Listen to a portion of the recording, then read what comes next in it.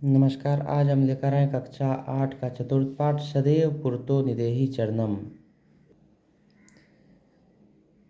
तो यह पाठ श्रीधर भास्कर वर्णेकर द्वारा विरचित प्रस्तुत गीत में चुनौतियों को स्वीकार करते हुए आगे बढ़ने का आह्वान किया गया है। इनके प्रणेता राष्ट्रवादी कवि हैं और इस गीत के द्वारा उन्होंने जागरण तथा कर्मठता का संदेश दिया है। डॉक्टर श्रीधर भास्कर वर्णेकर नागपुर विश्वविद्यालय में संस्कृत विभाग के अध्यक्ष थे। उन्होंने संस्कृत भाषा में काव्य, नाटक, गीत इत्यादि विधाओं की अनेक रचनाएं भी की है। 3 खंडों में संस्कृत वर्णमय कोश का भी उन्होंने संपादन किया है। इनकी रचनाओं में शिवराज्योदम महाकाव्य एवं विवेकानंद विजयम नाटक भी सुप्रसिद्ध है। तो शुरू करते हैं इस पाठ को। सदैव पुरतो निदेहि चरणम, हमेशा कदम आगे बढ़ाना। तो चल चल पुरतो निदेहि चरणम, सदैव पुरतो निदेहि चरणम। चल चल पुरतो निदेहि चरणम मतलब हो गया चलो चलो आगे कदम बढ़ाओ। सदैव पुरतो निदेहि चरणम, हमेशा ही आगे कदम बढ़ाओ। गिरि शिखरे ननु निज निकेतनम का मतलब हो गया कि निश्चय ही अपना घर पर्वत की चोटी पर है। विनेव यानम नगारोहणम, बिना वाहन के ही पहाड़ पर चढ़ना है। बलम स्वीकीयम भवति साधनम, अपना बल ही अपना साधन होता है। सदैव पुरतो निदेहि चरणम, इसलिए तुम हमेशा आगे कदम बढ़ाओ। पथि पाषाणा विस्मा प्रखरा, पथि रास्ते में, पाषाण पत्थर, विस्मा प्रखरा उबड़ खाबड़ पत्थर और नुकीले पत्थर हैं। तो पथि पाषाणा विस्मा प्रखरा, रास्ते में नुकीले और उबड़ खाबड़ पत्थर हैं। हिंसा पशव परितो घोरा, चारों ओर हिंसक जानवर भी घूमते हैं। सुदुष्करम खलु यद्यपि गमनम, यद्यपि यात्रा निश्चित ही अत्यंत कठिन है, फिर भी सदैव पुरतो निदेहि चरणम, फिर भी तुम हमेशा अपना कदम आगे बढ़ाओ। जहीं भीति भज भज शक्तिनम, डर को छोड़ दो और अपनी शक्ति को याद रखो। विदेही राष्ट्र तथा अनुरक्तिम, उसी प्रकार अपने देश से प्रेम करो। कुरु कुरु सततम ध्येयम स्मरणम, निरंतर अपने उद्देश्य को याद रखो।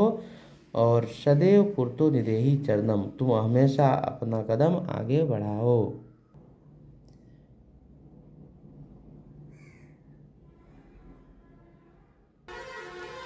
इस पाठ से शिक्षा मिलती है कि हम लोगों को अपना कदम हमेशा आगे बढ़ाना चाहिए, हमेशा प्रगति करना चाहिए। अब इसमें अभ्यास है, उसको भी देख लेते हैं।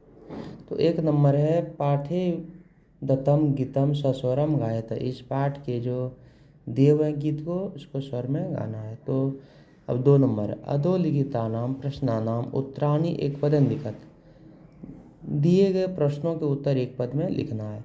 स्वकीयम साधनम किम भवति, अपना साधन क्या होता है, तो बलम। तो स्वकीयम साधनम बलम भवति। पथि के विस्मा प्रखरा, तो पथि के विस्मा प्रखरा, तो पथि पाषाणा विस्मा प्रखरा। सततम किम करणीयम, सततम ध्येय स्मरणम करणीयम। एतस्य गीतस्य रचिता का, तो एतस्य गीतस्य रचिता श्रीधर भास्कर वर्णेकर। स कीदृशम कवि मन्यते, स राष्ट्रवादी कवि मन्यते। अब 3 नंबर है मंजूषात क्रियापदानी चित्वा रिक्तस्थानानि पूरयत।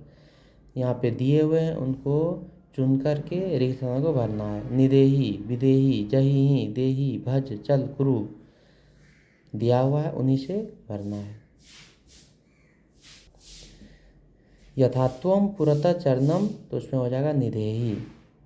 उसके बाद है त्वम विद्यालयम चल, राष्ट्रीय अनुरक्तिम विदेहि। मह्यम जलम देहि, मूढ़ जहिहि धनागम तृष्णाम। भज गोविंदम, सततम ध्येय स्मरणम कुरु। 4 नंबर है उचित कथानाम समक्षम आम अनुचित कथानाम समक्षम न इति लिखत।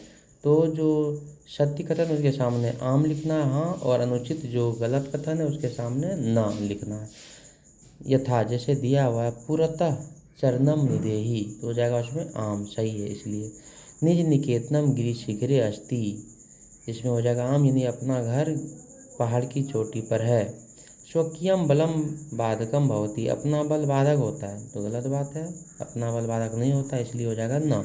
पति हिंसा पशव न अस्ति, रास्ते में हिंसक पशु नहीं है, तो ये भी गलत है, इसलिए ये होगा नहीं, न। गमनम शुक्रम अस्ति, जाना आसान है, तो ये भी गलत है, वहाँ जाना आसान नहीं है, कठिन है, इसलिए हो जाएगा ना। सदैव अग्रे स्वचलनियम, हमेशा आगे अपने से बढ़ना चाहिए, इसका मतलब है सही बात है, इसलिए हो जाएगा आम। अगला प्रश्न है वाक्य रचनया अर्थभेदम अस्पष्टीकुरुत, तो यहाँ पर दिया हुआ परित और पुरत, नग नाग, आरोहणम अवरोहणम, विषमा समा, इसका जो है वाक्य बनाना है और दोनों का अर्थ में भी स्पष्ट करना है कि दोनों में अंतर क्या है।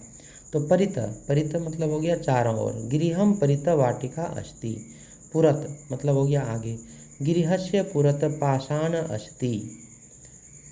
अगला है नग, नग मतलब हो गया पर्वत, तो मंदार एक प्रसिद्ध नग अस्ति। तब है नाग, नाग मन हो सांप, मम गृहे समीपे एक नाग वसति।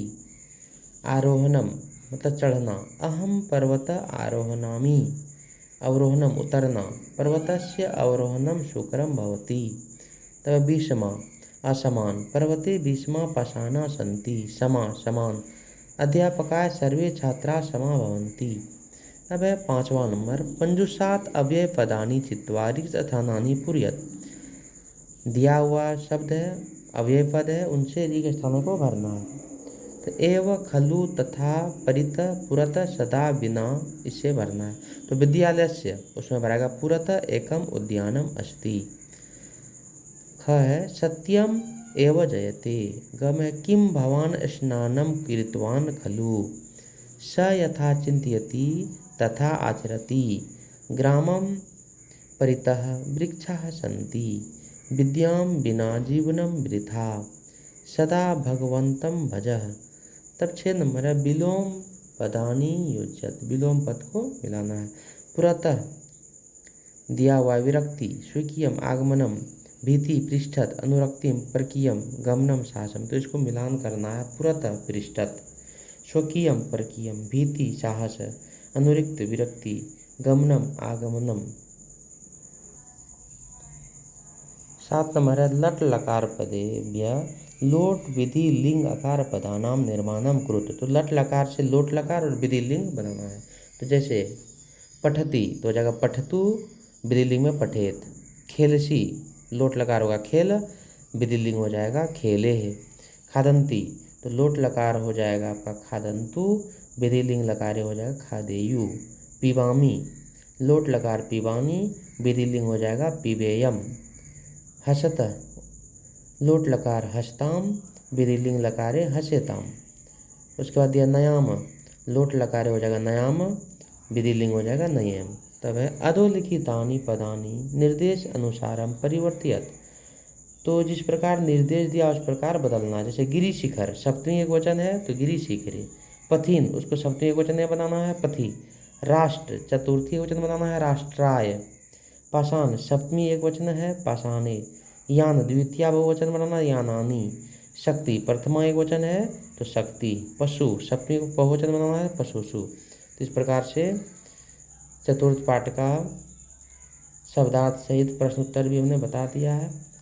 अगर आपको अच्छा लग रहा है तो आप इसे लाइक करें और कमेंट में बताएं। इसमें और कुछ प्रश्न है इस पाठ से संबंधित तो आप उसे कमेंट में हमें बताएं।